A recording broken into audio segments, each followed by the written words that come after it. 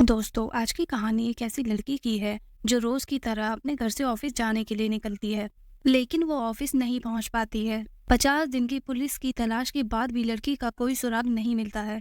लेकिन अचानक फिर एक दिन जांच के क्रम में पुलिस वालों को एक गाड़ी के अंदर खून बरामद होता है और इस एक बूंद खून से लापता हुई लड़की के बारे में सभी सवालों के जवाब पुलिस को मिल जाते हैं। तो आखिर कैसे एक बूंद खून से लापता हुई लड़की के बारे में खुलासा होता है, जानने के लिए इस वीडियो को अंत तक देखें। यकीन माने, कहानी में हुए खुलासे को सुनकर आप भी चौंक जाएंगे।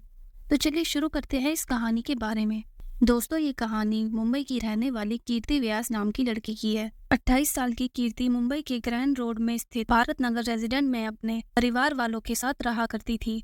पढ़ाई खत्म करने के बाद कीर्ति ने मुंबई के अंधेरी में स्थित मशहूर ब्यूटी ब्लेंड सैलून में काम करना शुरू कर दिया था। यहाँ कीर्ति फाइनेंस डिपार्टमेंट में काम किया करती थी। रोज की तरह काम पर जाने के लिए 16 मार्च 2018 को कीर्ति अपने घर से लगभग 9 बजे निकलती है और वहाँ पर पहले से गाड़ी लेकर इंतजार कर रहे दो दोस्तों के साथ ऑफिस की ओर निकल जाती है।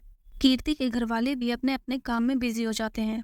अभी लगभग दिन के 11:30 बज रहे थे और कीर्ति की मां घर के वाईफाई का पासवर्ड पूछने के लिए कीर्ति को फोन करती है। पिछली रात ही कीर्ति ने घर के वाईफाई का पासवर्ड बदला था। कई कोशिशें करने के बाद भी कीर्ति की मां कीर्ति से कोई कांटेक्ट नहीं कर पाती है, क्योंकि कीर्ति के दोनों मोबाइल लगातार स्विच ऑफ आ रहे थे। कीर्ति की मां को लगता है कि शायद कीर्ति काम में बिजी होगी, इसलिए उसने मोबाइल स्विच ऑफ कर लिया है। इसलिए वो भी कीर्ति को फोन करना छोड़ देती है और अपने काम में लग जाती है। शाम हो चली थी। कीर्ति के ऑफिस से वापस आने का समय हो चुका था, मगर वो समय पर ऑफिस से वापस नहीं आती है और जब समय कुछ ज्यादा हो जाता है तो परिवार वालों को कीर्ति की चिंता सताने लगती है और वो अब कीर्ति के ऑफिस में फोन करके कीर्ति के बारे में पता करते हैं। यहाँ से उन्हें चौंकाने वाला जवाब मिलता है। ऑफिस वाले बताते हैं कि आज तो कीर्ति काम पर आई ही नहीं है, बल्कि लगातार उसका मोबाइल भी स्विच ऑफ आ रहा है। और इस जानकारी के बाद घर वाले बहुत ज्यादा परेशान हो जाते हैं और अब कीर्ति के घर वाले कीर्ति के कुछ करीबी दोस्तों से उसके बारे में जानकारी लेने की कोशिश करने लगते हैं। लगभग सारे दोस्त एक ही जवाब देते हैं कि कीर्ति से आखिरी बार उनकी बात पिछली रात ही हुई थी। अब घर वाले परेशान होकर आसपास कीर्ति को ढूंढने निकल जाते हैं। काफी कोशिशों के बाद भी कीर्ति का कहीं अता पता नहीं चलता है। यहाँ तक कि पूरी रात बीत जाती है, लेकिन कीर्ति घर वापस नहीं आती है। अगले दिन थक हार कर कीर्ति के घर वाले डीबी रोड पुलिस स्टेशन जाकर कीर्ति के लापता होने की रिपोर्ट दर्ज कराते हैं। मामला दर्ज होने के बाद पुलिस वाले कीर्ति के ऑफिस जाकर जांच शुरू करते हैं और कीर्ति के बारे में जानकारी इकट्ठा करते हैं। इसके अलावा कीर्ति के दोस्तों से भी पूछताछ की जाती है। इसी पूछताछ के दौरान कीर्ति के दो दोस्त सिद्धेश तमनकर और खुशी सहजवानी पुलिस को बताते हैं कि जिस सुबह कीर्ति गायब हुई थी, उसी दिन सुबह कीर्ति इन दोनों की ही कार में ऑफिस के लिए निकली थी। लेकिन रास्ते में कीर्ति ने उनसे कहा कि वह उन्हें ग्राउंड रोड स्टेशन पर ही ड्रॉप कर, क्योंकि यहाँ पर उसे किसी से मिलना है। यहाँ से वो ट्रेन से ही ऑफिस चली जाएगी। इन दोनों के बयानों की पुष्टि करने के लिए अब पुलिस वाले कीर्ति के घर के बाहर लगे सीसीटीवी फुटेज को खंगालना शुरू करते हैं। तो सीसीटीवी में साफ नजर आता है कि 16 मार्च 2018 की सुबह करीबन 9 बजे कीर्ति अपने घर से उतरती है। वहाँ सिद्धेश और खुशी पहले से ही अपनी कार लिए खड़े थे और इसी कार में कीर्ति बैठती है और फिर कार आगे की तरफ चली जाती है। क्योंकि कीर्ति को आखिरी बार सिद्धेश और खुशी के साथ देखा गया था, इसलिए पुलिस इन्हें इन्वेस्टिगेशन टीम का हिस्सा बनने के लिए कहती है और इन दोनों से कीर्ति से जुड़ी छोटी से छोटी जानकारी और 16 मार्च 2018 को घटित एक एक चीज के बारे में बताने को कहती है। ये दोनों पुलिस की जांच में पूरा सहयोग करते हैं, क्योंकि सिद्धेश और खुशी को आखिरी बार कीर्ति के साथ देखा गया था। इसलिए लोगों को शक होता है कि शायद इन दोनों ने ही कीर्ति के साथ कुछ गलत किया है। लेकिन पुलिस द्वारा की गई कई दिनों की जांच में ये दोनों बेगुनाह पाए जाते हैं। और इतना ही नहीं, खुशी और सिद्धेश लगातार पुलिस को जांच में सहयोग भी करते रहते हैं। इसके अलावा ये दोनों सोशल मीडिया पर कीर्ति को ढूंढने के लिए कैंपेन भी चलाते हैं। कुल मिलाकर पुलिस की नजर में 2 सस्पेक्ट थे और वो दोनों अब बेगुनाह साबित हो चुके थे। अब पुलिस के सामने चुनौती ये थी कि कई दिन बीतते जा रहे थे और कीर्ति का कोई अता पता नहीं था। मामला धीरे धीरे देश में तूल भी पकड़ने लगा था, क्योंकि कीर्ति जिस मशहूर बी ब्लेंड सैलून में काम किया करती थी, वो बॉलीवुड के मशहूर एक्टर फरहान अख्तर की एक्स वाइफ का था। जब कीर्ति का कुछ दिनों तक कुछ अता पता नहीं चलता है, तो कीर्ति के दोस्तों और ऑफिस वालों के अलावा फरहान अख्तर भी ट्विटर पर कीर्ति को ढूंढने के लिए अपील करते हैं। अब वीआईपी बन चुके इस केस को पुलिस कई दिनों तक सुलझाने में नाकाम रहती है, तो मामला अब मुंबई क्राइम ब्रांच के हवाले कर दिया जाता है। 5 अप्रैल 2018 को क्राइम ब्रांच कीर्ति व्यास के लापता होने का केस अपने हाथों में ले लेती है। जांच शुरू करती है। जांच शुरू करते ही एक बार सभी सस्पेक्ट और आखिरी समय में कीर्ति के आसपास दिखे लोगों को जांच के लिए बुलाया जाता है और उनसे एक लंबी पूछताछ शुरू होती है। सीसीटीवी फुटेज के मुताबिक आखिरी बार सिद्धेश तमनकर और खुशी सहजवानी के साथ कीर्ति देखी गई थी, इसलिए क्राइम ब्रांच की टीम इन दोनों को ही सस्पेक्ट मानकर अपनी जांच आगे बढ़ाती है। क्राइम ब्रांच के सामने सिद्धेश और खुशी कहते हैं कि लगभग 9 बजे के आसपास इन दोनों ने कीर्ति को अपनी कार में लिफ्ट दी थी और वो उन्हें लेकर ऑफिस की तरफ बढ़ रहे थे, लेकिन ग्रांट रोड स्टेशन के करीब पहुंचकर कीर्ति कार से उतर गई थी। इस दावे की पुष्टि के लिए कीर्ति के घर के बाहर लगे सीसीटीवी फुटेज की जांच पहले ही हो चुकी थी, लेकिन जैसा कि इन दोनों ने कहा था कि कीर्ति को ग्रांट रोड स्टेशन के करीब ड्रॉप किया था, वहां की सीसीटीवी फुटेज की जांच पहले नहीं हुई थी। इसलिए क्राइम ब्रांच की टीम स्टेशन के पास लगी सीसीटीवी फुटेज को खंगालना शुरू करती है। इसके अलावा सिद्धेश और खुशी की कार में भी सीसीटीवी लगा हुआ था, इसके भी फुटेज की जांच शुरू होती है। यहाँ पर एक चौंका देने वाला खुलासा होता है।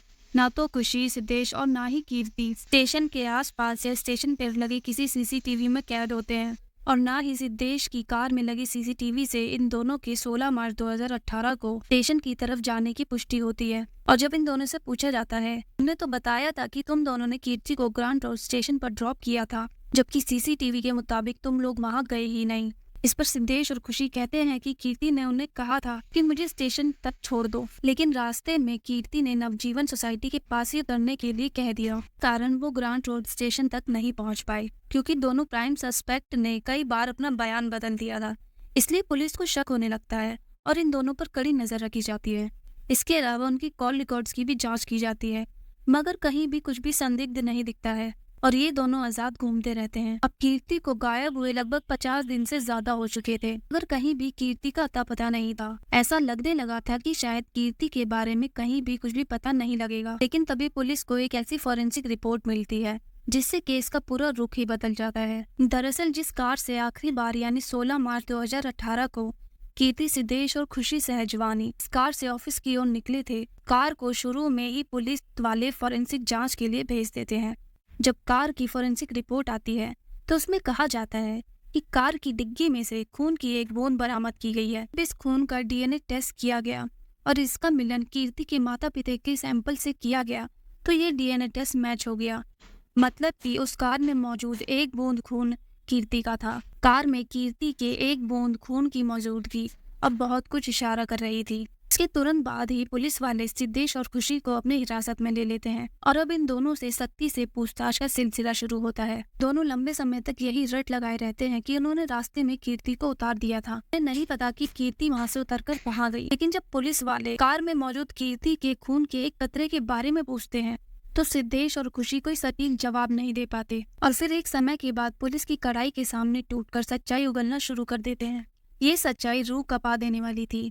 दरअसल कीर्ति बी ब्लंट में फाइनेंस मैनेजर के तौर पर काम कर रही थी, जबकि यहीं पर खुशी सहजवानी कीर्ति की जूनियर के तौर पर काम करती थी और सिद्धेश अकाउंट एग्जीक्यूटिव के तौर पर काम कर रहा था। सिद्धेश यहाँ काफी लंबे समय से काम कर रहा था, उसका परफॉर्मेंस भी ठीक था, लेकिन पिछले कुछ महीनों से वह टारगेट अचीव करने में नाकाम हो रहा था। इसके अलावा उसके काम में भी लगातार गड़बड़ी आ रही थी।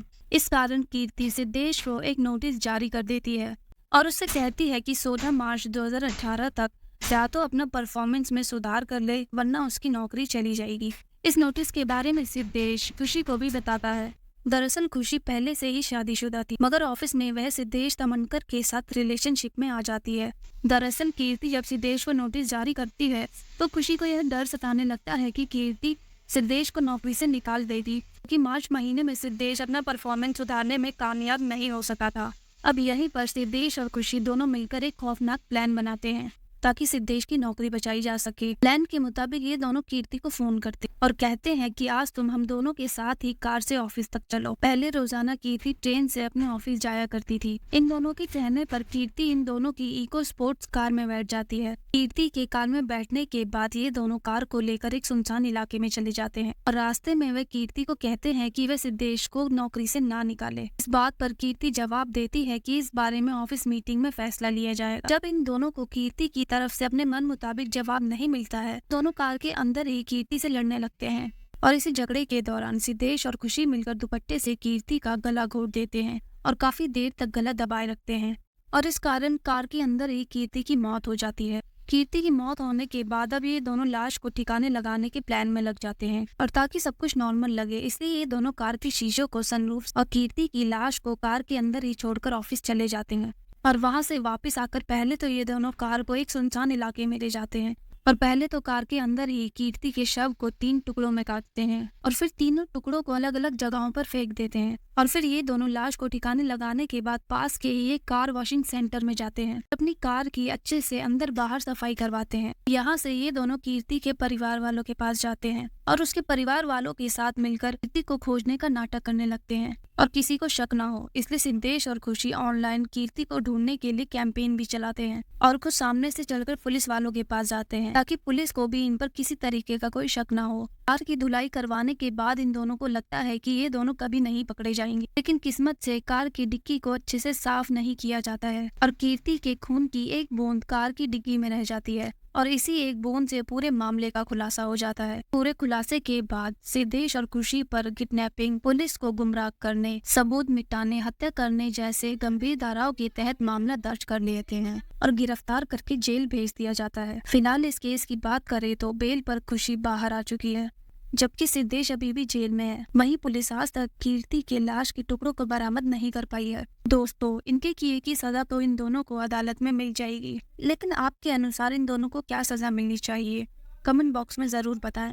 और अगर आपको ये वीडियो पसंद आई हो तो वीडियो को लाइक और चैनल को सब्सक्राइब जरूर करें। धन्यवाद।